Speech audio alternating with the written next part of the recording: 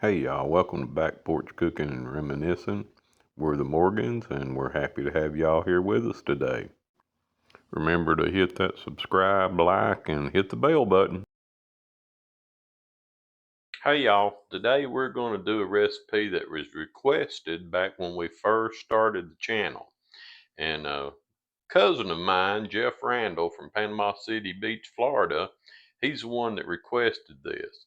This is a family recipe that my mother had gotten from a wife of one of my cousins, and it's called a Granny Frost cake. And it's a good chocolate cake, but I'll tell you, there are a lot of steps involved in making this. Probably why my mother didn't make it too often. But I'm gonna do the best I can to show you how to make this, and so just stick with us, and we'll get to making this cake. All right, y'all. So I've kind of done a few things a little pre-video here just to kind of make it go a little faster. But what we've got here is we've got all of our dry ingredients. And they've been sifted, and it's 2 cups of all-purpose flour, 2 cups of granulated sugar, and a half a teaspoon of salt. As I said, I did this prior to the video, but we sifted all of that together. And so, and one other thing too, when we get through with the video, I'll put all the ingredients and the directions on this in the comments, so you'll be able to read and follow along without having to refer back to the video every time. All right, so after you get your dry ingredients sifted out together, next step is going to be something you're going to do on the stove top. So heat your pan to about a medium heat, and we're going to add, and I'm having to look at the recipe on this because, like I say, it's kind of complicated and I can't remember everything. So we're going to put 1 cup of water into a saucepan, and then we're going to put a half a cup of vegetable oil,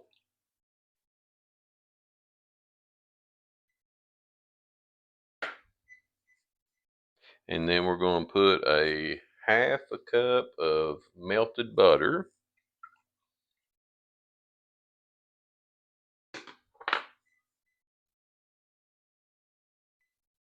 And I turned my eye off while I was doing that.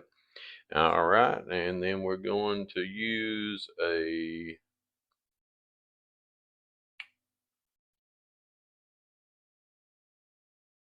4 tablespoons of cocoa powder goes into that mixture. All right, got all those. So now we're just gonna whisk that up, and we're gonna bring it to a boil.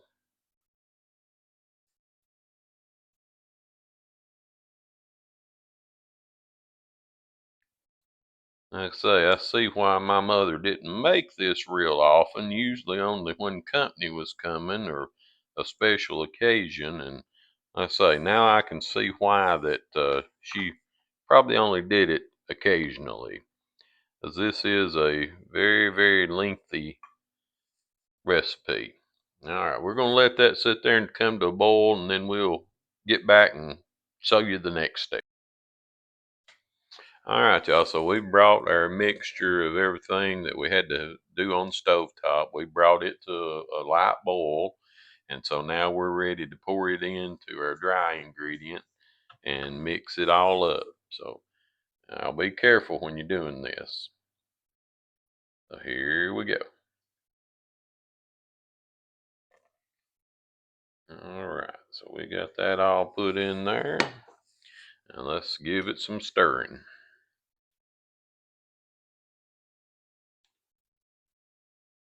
Now, I'm telling you, it sure does smell good. It's got a very, very chocolatey smell to it.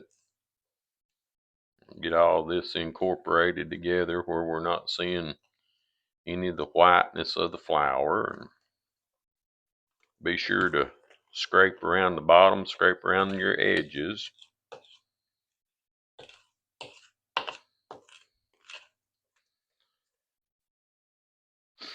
All right, it's starting to look like a cake batter now.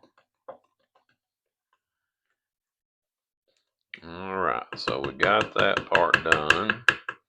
Now the next thing we're going to do is we're going to add in some vanilla. We're going to add in, and this is the kicker, we're going to add in buttermilk. We're going to do eggs and some baking soda. So what we got here is, and again, I'm having to look at my recipe and read it off here. We've got 2 tablespoons of vanilla extract. All right, we got a half a cup of buttermilk. If y'all watched that video the other day when I made the steak and biscuits, that's the buttermilk that was left over from that. All right, and then we got our 1 teaspoon of baking soda.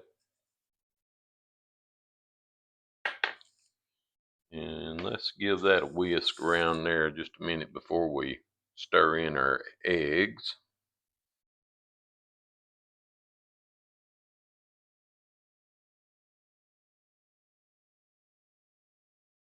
Kind of cool the mixture down a little bit so we don't cook those eggs when we put them in there. All right, and then we got 2 large eggs. All right, and again, we're going to use a whisk on this part. We're going to whisk it up there. Get everything incorporated in.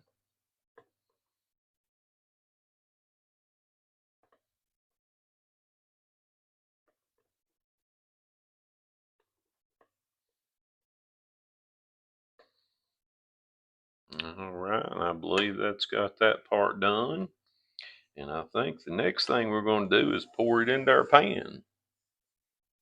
So we're going to get our pan.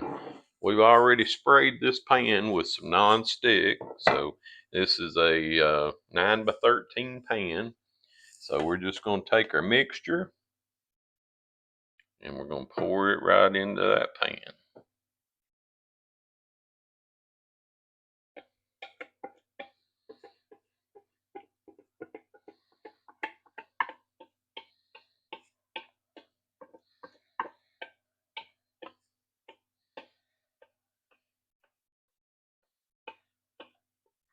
All right. And then our next step is going to be to put this pan in the oven, 350 degrees. So we've preheated our oven to 350. So we're going to put it in and we'll come back when it's time to make the icing, show you how to do that. And after that, won't be too much longer, we'll be able to ice this cake. All right, y'all. So I think we're about ready to start making our icing to go on this.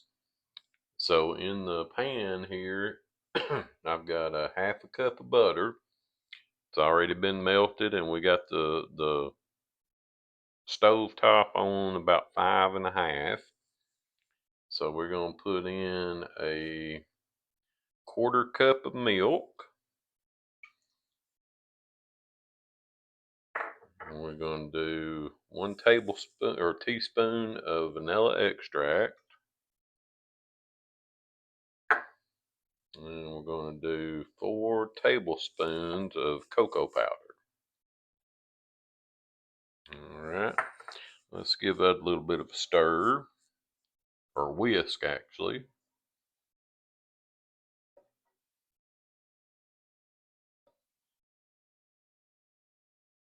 Get everything kind of broke down there.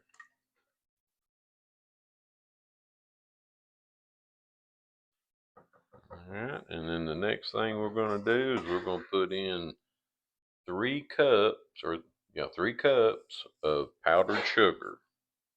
So just start stirring and start pouring that in.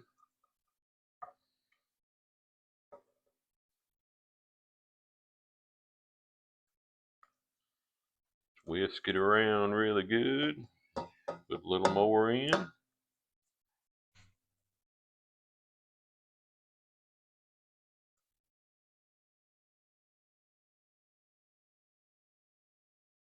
A little more. And just keep putting it in there slowly till you get all of it put in.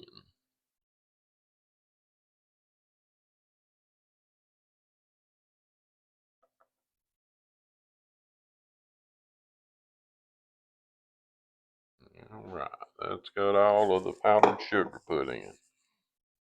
So just keep whisking it around and we're going to let that come to a boil.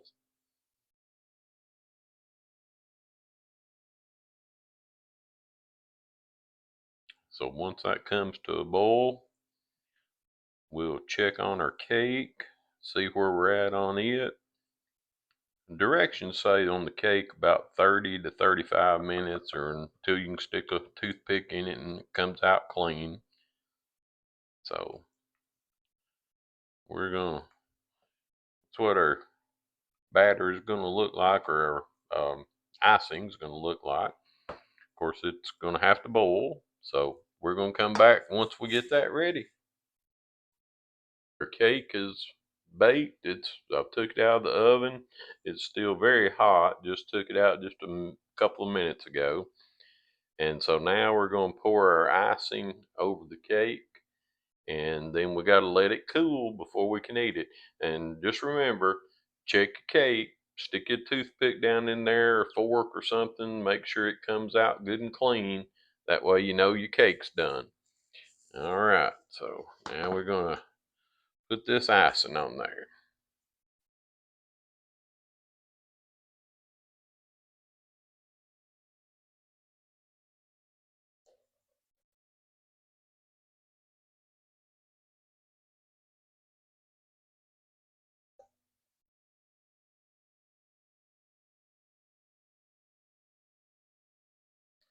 All right, I'm going to spread that icing all around.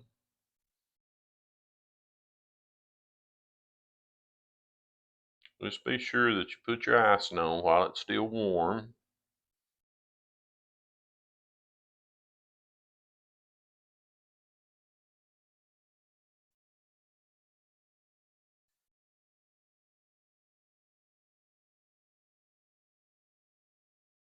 And that is looking so good.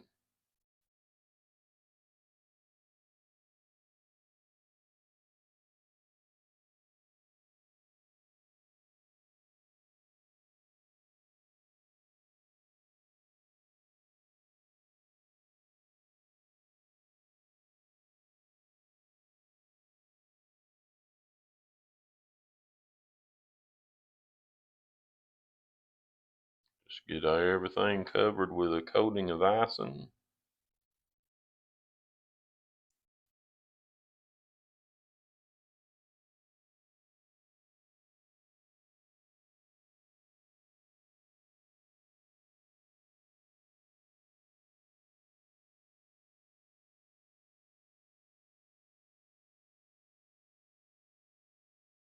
All right. It does look mighty good. Spread just a little bit more of it out there.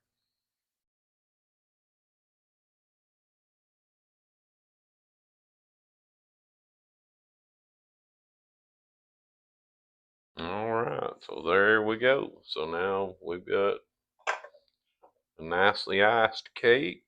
And all we got to do now is wait on it to cool. Now, when I was a kid, my mother would always take her cake once it had set and cooled for a little bit and put it in the refrigerator and let it get cold in the refrigerator. Then you could just slice you a piece out, take it out, cut it into little cubes, and you could eat it with your fingers. Didn't even have to have a fork. So that's probably how I'm going to have mine. But once it cools down, we're going to give it a taste just to see how it tastes, and that it tastes like my mom's did. So we'll be back after it cools off. Well, this cake is cooled down, and we're gonna give it a try and see how it tastes. So I already cut a section of it. See if I can get underneath it with a little spatula here. Y'all see that? All right. Let's see how it tastes.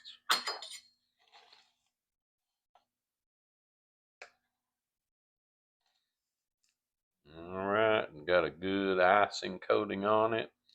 It's very moist and soft looking. So I'm gonna give it a try.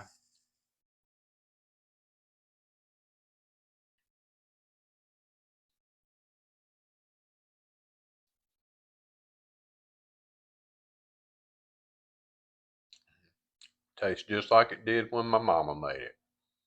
Y'all, I'm telling you, it takes a while to make it, but it's worth every penny of the effort that you have to put into it. That is so good. Now, like I said, I always let mine go in the refrigerator and get good and cold and then eat it like that. But if you like a warm cake, this is so good. That frosting on it is almost like a fudge. Cake is super moist and soft. It's just out of this world. I'm telling you, if you'll take the time to make you one of these, you're going to have the family wanting you to make these every time they have some type of a function. All right. Well, I hope y'all have enjoyed the video. And just as always, remember, if you haven't already, subscribe, like, hit that bell button, and we'll see y'all the next time. Thanks for watching.